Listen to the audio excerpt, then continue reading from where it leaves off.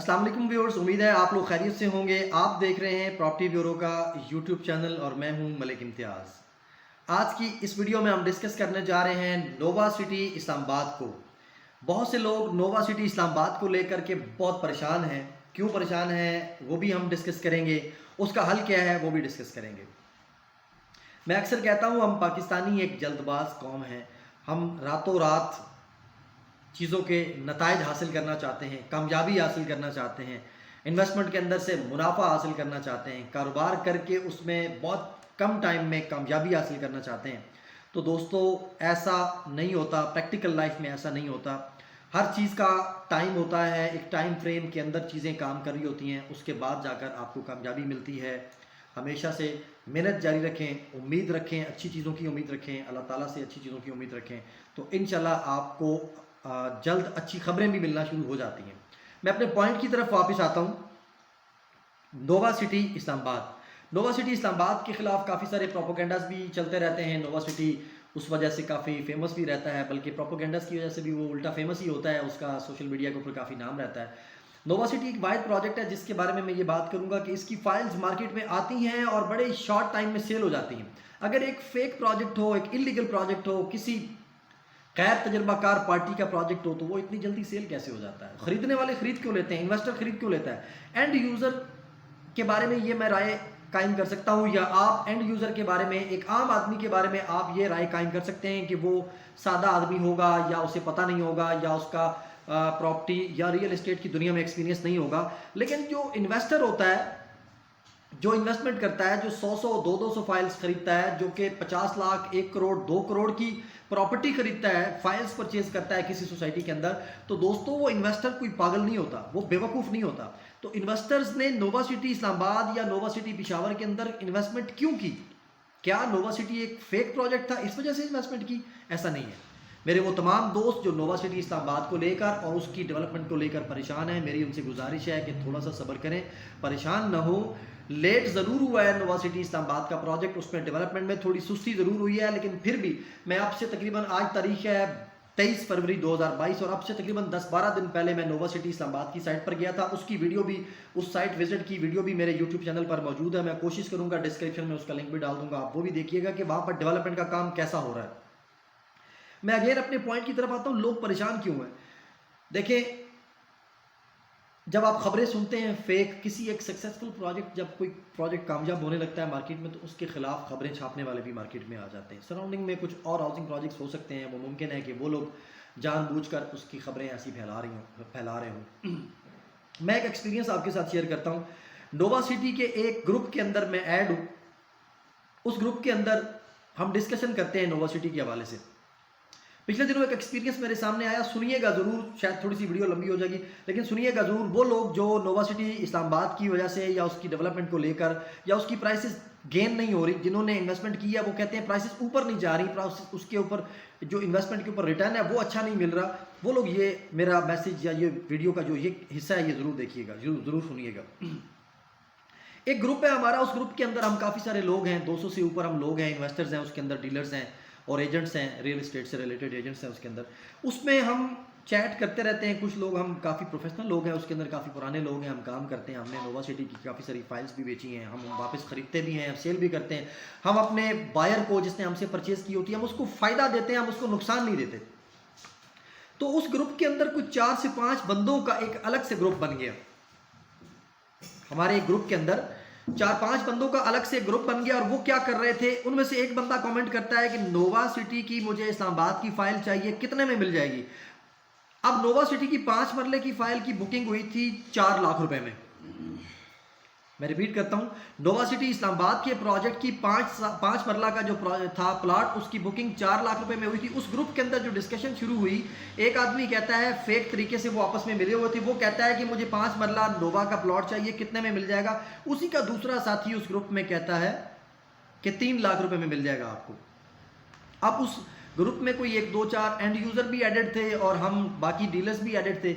हम हैरान हो गए कि जो प्लॉट 4 लाख का बिका था, हमने अपने अलॉटीज़ को, अपने इन्वेस्टर्स को हमने 4 लाख या 3 लाख 80 या 3 लाख 90 का हमने सेल किया था। आज 6-8 महीने गुजरने के बाद वो 3 लाख का कैसे हो गया? 1 लाख रुपया कम कैसे हो गया, नुकसान कैसे हो गया। थोड़ी देर के बाद एक और बंदा उस ग्रुप के अंदर कहता है जी मैं आपको 2,80,000 रुपये में वो प्लॉट देता हूँ। हमने जब रिसर्च की तो पता चला वो फेक लोग थे, वो डमी तरीके से उस ग्रुप के अंदर आए हुए थे।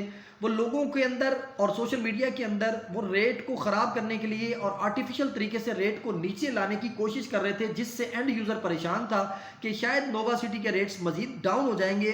तो डर के मारे वो जल्द अज जल्द अपनी इन्वेंट्री को, अपने प्लॉट्स को सेल करना शुरू हो गए, जबकि वो ट्रैप हो गए, वो ब्लैकमेल हो गए। हमारे डीलर्स जो डीलर्स थे, जो फेक डीलर्स थे, जो 2 नंबर लोग थे, उन्होंने जो फेक किस्म की चैट की या जो फेक किस्म का उन्होंने जो रोमर्स होते हैं, जो 2 नंबर किस्म के जो मैसेजेस सोशल मीडिया पर वायरल करते हैं, उनकी उस बात की वजह से वो परेशान हुए और उन्होंने अपनी फाइल घाटे में, नुकसान में सेल करना शुरू कर दी कि कहीं ऐसा ना हो कि ये मज़ीद डाउन हो जाए। मेरे साथ है पाकिस्तानियों, मेरा ये YouTube चैनल है प्रॉपर्टी ब्यूरो के नाम से। मैं आपको इसके अंदर इन्वेस्टमेंट के वाले से ऐसी ऐसी गुर किस्म की बातें बताऊंगा कि आप उस पर इंशाल्लाह आप उस पर एग्री करेंगे। देखें, ब्लैकमेल ना हो। अगर आप इन्वेस्टर हैं, आपने इन्वेस्टमेंट किया है, तो पहले पूरी रिसर्च करें, उसके बाद जो भी काम आपने करना है वो करें। इस किस्म के रूमर्स मार्केट में बहुत ज़्यादा होते हैं, ना सिर्फ ये रियल इस्टेट की दुनिया में होते हैं, ये आपको हर शोबे में मिलेंगे, हर कारोबार में मिलेंगे, जो अपनी चीज़ को चमकाने के लिए, अपनी चीज़ का रेट ऊपर करने के लिए दूसरे का भाव या दूसरे का जो रेट है वो गिराते हैं। इस तरह से आर्टिफिशियल तरीके से गिराते हैं। अब वो ग्रुपिंग की होती है उन लोगों ने, वो ग्रुप बने हुए होते हैं कि एक बंदा उस ग्रुप के अंदर आकर कहता है जी मैंने खरीदना है। खरीदार और जो सेलर है, जो बायर है, वो दोनों एक होते हैं। 2-3 लोग होते हैं, सेलर भी बायर भी, वो सारे मिले हुए होते हैं आपस में। वो ग्रुप के अंदर ये चैट करते हैं कि मैंने फाइल परचेज करनी है। अब एक फाइल की सेल की गई सोसाइटी की तरफ से 4 लाख की, उस फाइल को आपने खरीदा है 4 लाख में। मुझे ये बताएं कि क्या आप उसको 2 लाख में बेचने के लिए तैयार हो जाएंगे? कभी भी नहीं। तो ये जो रोमर्स हैं ये आपस में मिले होते हैं, सेलर भी और जो डमी बायर होता है वो भी मिला होता है। ना उनके पास फाइल्स होती हैं नोवा सिटी की, ना वो सेलर परचेज करना चाहता है, ना उस बायर के पास, ना वो सेलर सेल करना चाहता है, ना बायर के पास पैसे होते हैं, ना वो खरीदना चाहता है। ये सब 2 नंबर सिस्टम होता है। इस बात को समझें, इस पॉइंट को समझें। आप नोवा सिटी को छोड़ दें, पाकिस्तान के अंदर, पूरी दुनिया के अंदर कहीं भी आप इन्वेस्टमेंट करते हैं, स्टॉक एक्सचेंज में चले जाएं, किसी भी बिजनेस में चले जाएं, उसमें आपको रूमर्स मिलेंगे, उसमें 2 नंबर लोग भी मिलेंगे। मैं माजरत चाहता हूं, लोगों को हो सकता है ये वीडियो अच्छी ना लगे, बहुत सारे हमारे रियल एस्टेट से जो एजेंट्स हैं उन्हें भी हो सकता है अच्छा ना लगे, लेकिन मेरे भाइयों, मेरी आप लोगों से गुजारिश है, जो एंड किसी इन्वेस्टर को लॉस कर देते हो वो एक अलग बात है, इन्वेस्टर फिर खड़ा हो जाता है। जो एंड यूज़र है उसका नुकसान न करें। एंड यूज़र बड़ी मुश्किल से पैसे इकट्ठे करके, थोड़े थोड़े पैसे इकट्ठे करके लोग 1 या 2 फाइल परचेज कर पाते हैं या प्लॉट परचेज कर पाते हैं। प्लॉट तो दूर की बात है, पहले वो फाइल खरीदते हैं। 4 लाख की एक फाइल एक बंदा खरीद रहा है, उसका आपने रेट इतना गिरा दिया कि मेरे पास आजकल वो पाकिस्तान के मुख्तलिफ इलाकों से फ़ोन आ रहा है नोवा सिटी के हवाले से कि जिन डीलरों से हमने नोवा सिटी का प्लॉट खरीदा था 4 लाख का, आज वही डीलर हमसे 2.5 लाख में वापस खरीदना चाहते हैं। हम सेल करना चाहते हैं, वो कहते हैं 2.5 लाख में हम आपसे लेंगे। 1.5 लाख का नुकसान एक एंड यूज़र को आप दे रहे हैं। तो मेरी चलें, डीलरों को तो मैं कुछ नहीं कहता, वो जो कर रहे हैं करें, एजेंट्स को कुछ नहीं कहता, जो कर रहे हैं करें, लेकिन मेरी गुजारिश है कि भाई किसी का नुकसान न करें, इतना बड़ा नुकसान न करें। 5, 10, 20 हज़ार रुपये का नुकसान समझ में आता है, लेकिन इतना बड़ा नुकसान किसी का न करें। सब ने आगे जाके अल्लाह को अपना अपना हिसाब देना है। इन्वेस्टमेंट जो होती है उसको समझें, प्रोफेशनल बने, कारोबारी बने, प्रोफेशनलिज्म अपने अंदर पैदा करें, टकेमारी छोड़ दें। ये जो पाकिस्तान में ट्रेंड है बिजनेस के अंदर, ये हमारे यहाँ कारोबार क्यों नहीं कामयाब होते? लोग पाकिस्तानी बिजनेसमैन के ऊपर ट्रस्ट क्यों नहीं करते? इसी वजह से कि हम लोग 2 नंबरियाँ करते हैं, हमारे यहाँ लोग 2 नंबरियाँ करते हैं। तो खुदा के लिए एंड यूज़र को नुकसान न दें। मैं अगेन कह रहा हूँ, किसी इन्वेस्टर को नुकसान देंगे तो उसकी जो पसली है वो करोड़ों की होगी, वो करोड़ों रुपए अफोर्ड कर सकता होगा, लॉस भी अफोर्ड कर सकता है लाखों का। लेकिन एक एंड यूज़र जिसने बड़ी मुश्किल से अपने 5 मरले का प्लॉट जो है वो उसकी फ़ाइल बुक करवाई है, 4 लाख में वो बुक करवा रहा है अपना 5 मरले का प्लॉट, आप उसको दोबारा 2 लाख में परचेज़ कर रहे हैं, 2.5 लाख में आप वापस परचेज़ कर रहे हैं, उस एंड यूज़र को 2 लाख और 1.5 लाख का नुकसान कर रहे हैं। ये एक गलत चीज़ है। और मैं दोबारा वापस अपने अलॉटिस की तरफ आता हूँ, उन इन्वेस्टर्स की तरफ आता हूँ, उन एंड यूज़र्स की तरफ आता हूँ जिन्होंने नोवा सिटी में या नोवा सिटी जैसी किसी भी दूसरी सोसाइटी में इन्वेस्टमेंट की हुई है, जिसकी प्राइस बहुत ज़्यादा डाउन हो जाती है। वक्त के साथ साथ ये चीज़ें होती हैं, कभी प्राइस बहुत हाई हो जाती है, कभी रुक जाती है, कभी थोड़ी सी नीचे भी आ जाती है।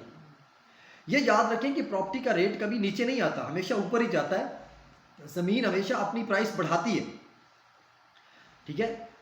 जैसे साथ साथ डेवलपमेंट होती है, आबादियां बढ़ रही हैं, रोड्स का इंफ्रास्ट्रक्चर बढ़ रहा है, हाई राइज बिल्डिंग्स बढ़ रही हैं, इन्वेस्टर्स आ रहे हैं, तो ज़मीन जो है उसके ऊपर आबादकारी हो रही है, लोग ज़्यादा से ज़्यादा उसको आबाद कर रहे हैं, तो उसका रेट नीचे कैसे हो सकता है, वो रेट उसका नीचे कैसे जा सकता है। इन बातों को समझें। फेक तरीके से अगर कोई आपको मिसगाइड कर रहा है, मिसलीड कर रहा है, उन चीज़ों से बचें। आप मेरा telephone number, mobile number screen पे शो हो रहा होगा, हमसे कांटेक्ट करें। मैं आपसे कुछ खरीदूंगा या नहीं खरीदूंगा, एटलीस्ट आपको अच्छी राय दे दूंगा। नोवा सिटी के जितने भी हमारे सेलर या बायर हैं, उनसे मेरी गुजारिश है कि बहुत जल्दी और जज्बात में आकर अपनी जो फाइल्स हैं उन्हें सेल ना करें, थोड़ा सा वेट कर लें। किसी की बहुत ज़्यादा मजबूरी है तो वो बेशक अपनी फ़ाइल सेल करे, लेकिन मुझसे रब्ता कर लें। मैं मैक्सिमम हद तक कोशिश करूँगा कि आपको अच्छा मुनाफा उसमें मिले, ठीक है। और मेरे जितने भी बायर्स हैं जिन्होंने मुझसे नोवा सिटी की फ़ाइल्स खरीदी थी, ये मेरे पास अभी भी फ़ाइल्स पड़ी हुई हैं नोवा सिटी की, जिन्होंने हमसे परचेज़ की थी, उनको अल्हम्दुलिल्लाह हमने फ़ायदा दिया है, हमने किसी को नुकसान नहीं दिया।